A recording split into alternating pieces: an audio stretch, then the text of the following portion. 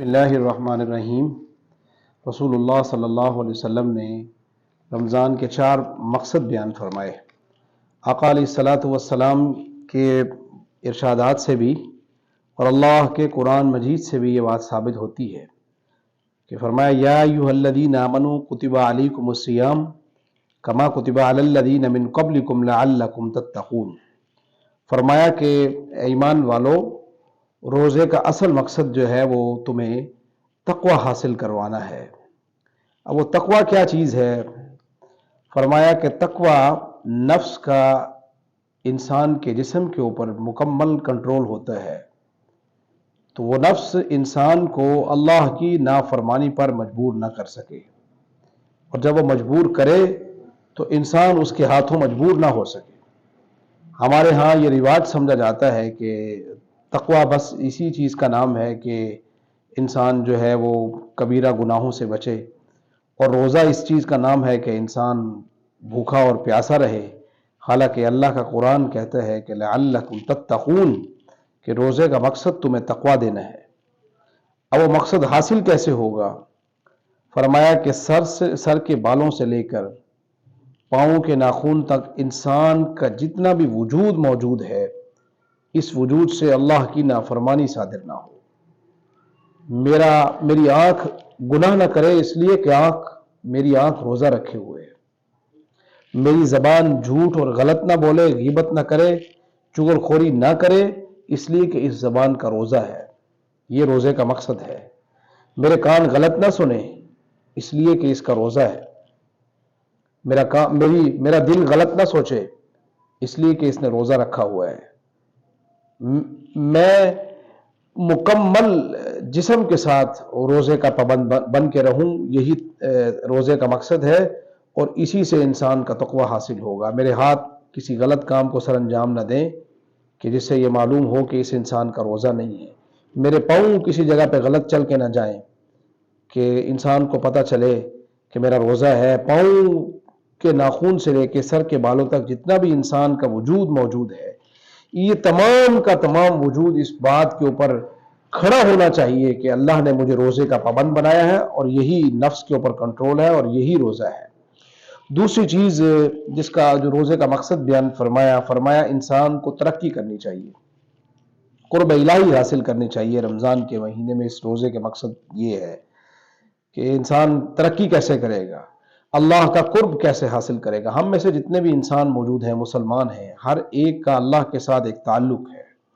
ہر مسلمان کا، وہ کمزور ایمان والا ہے، وہ نیک ہے، وہ کسی بھی خطے میں رہتا ہے، وہ اللہ رب العزت کی عبادت کم کرتا ہے یا زیادہ کرتا ہے، بہرحال اس کا اللہ کے ساتھ ایک تعلق ہوتا ہے، اور اسی طرح حضور پاک صلی اللہ علیہ وسلم کے ساتھ اس کا ایک تعلق ہوتا ہے۔ وہ اس کے مراتب ضرور ہیں، اس کے منازل ضرور ہیں۔ کسی کا تعلق اللہ کے ہاں بہت مضبوط ہوتا ہے اللہ سے، اور کسی کا تعلق کمزور ہوتا ہے۔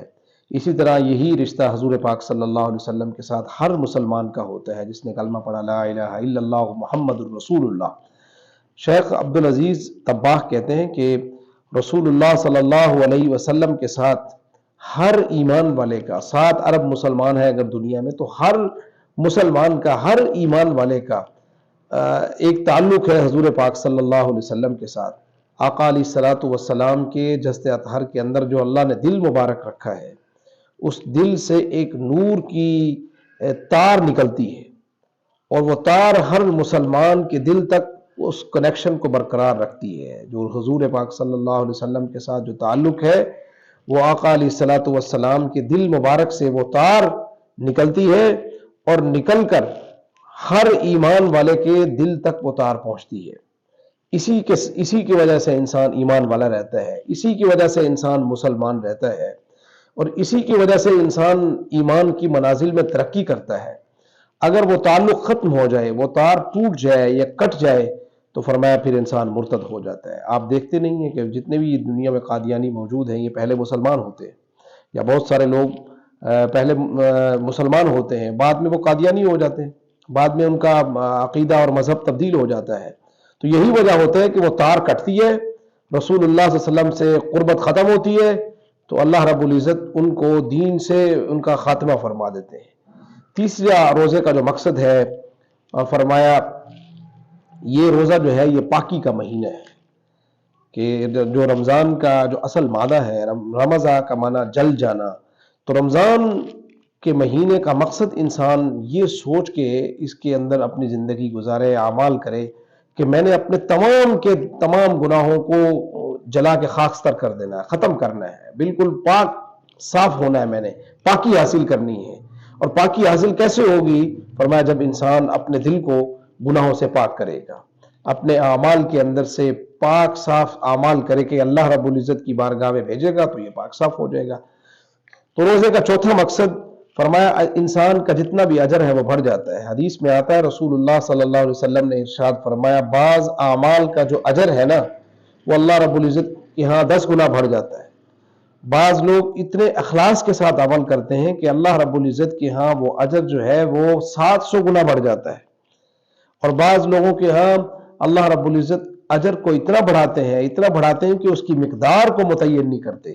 اس کی مقدار قیامت والے دن انسان کو پتہ چلے گی کہ بے عمل، جس کو اللہ رزق کے معاملے میں جیسے کہتے ہیں ان اللہ یرزق من یشاء بغیر حساب، بعض لوگوں کو ہم رزق دیتے ہیں بغیر حساب کے، تو بعض لوگوں کو ان کے نیک اعمال کا جو اجر ملتا ہے، فرمایا وہ اتنا ملتا ہے کہ اس کا حساب کوئی نہیں ہوتا، ان کا حساب ہی قیامت والے دن ہی پتہ چلے گا۔